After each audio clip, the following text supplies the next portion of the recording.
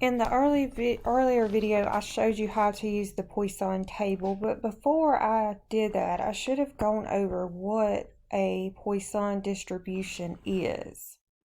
So when we use a binomial, it's if we have two outcomes,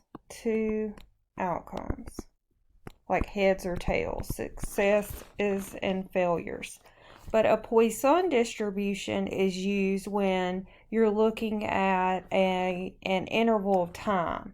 So if you wanted to know the probability that a certain number of events would occur over a specific time interval, like the number of customers per hour, the number of flaws per meter of cloth, the number of accidents per month.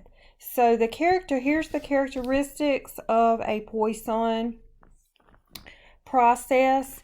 So the experiment is going to consist of counting the number X of occurrences over an event over a specific period of time, area, distance, or other type of measurement. The mean of the Poisson distribution, which is called, this symbol is lambda, has to be the same for each interval. And the number of occurrences during one interval has to be independent of the number of occurrences in any other interval. And the intervals in the Poisson cannot overlap. So that is basically an overview of Poisson. So here is our question, and I am using question number 3 in the homework, and it's wanting us to use the formula. And if you're not sure what a question wants you to do, you can view an example and keep pressing continue to see if they actually use the formula, and they do.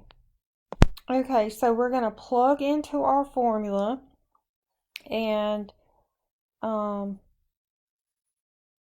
let's see what we're looking for here. So we're looking for the exactly 6 occurrences when lambda is different values. So let's start with number 1, or let's say A. Alright, so the probability of X equaling 6 when lambda is 3. So we're plugging in 3 where we see lambda, and X is 6.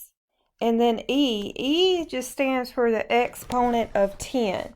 Well, they want us to use, it looks like we're going to use a rounded version of E.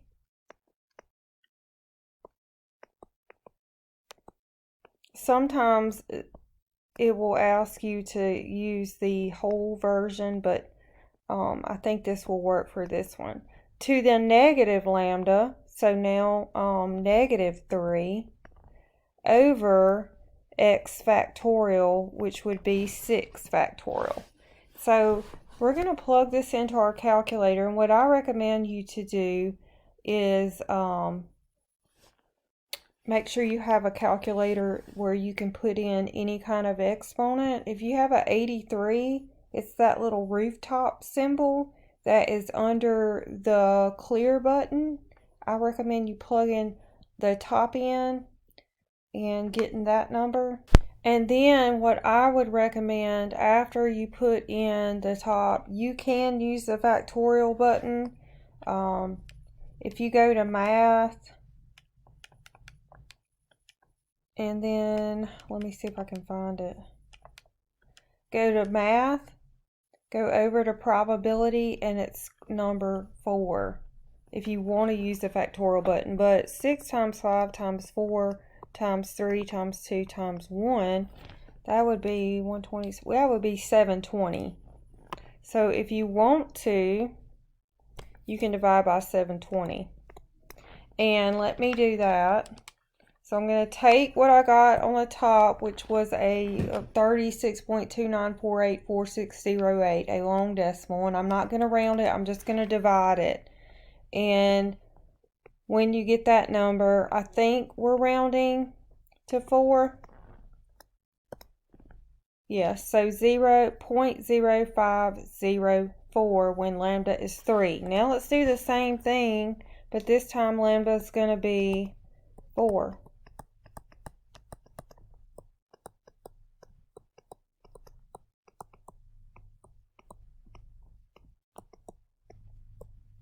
Still going to be 6 factorial on the bottom, which is 720. So we need to plug in the top into our calculator and divide it by 720. And notice I made a mistake here because lambda is 4, so this should be -4. And you will get 0.1042. And then the last one is going to be for 5. So we want the probability that x is 5. So we're going to do 5 to the 6.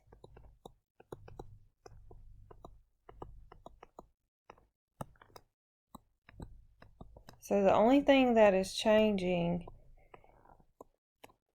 are these two values where lambda is. And you will get 0.1462. And so what conclusion can be made about how these probabilities change with, and it should say with lambda, change with lambda, okay? So if we look at our probabilities here, or where we worked them, when lambda was 3, our probability was 0.054. When lambda was 4, it went up a little bit, and when lambda was 5, it went up more. So as lambda went up, the probability increased. So the probability appears to increase as the value of lambda gets closer to the number of occurrences, which is 6. So the closer it gets to 6, the higher the probability is.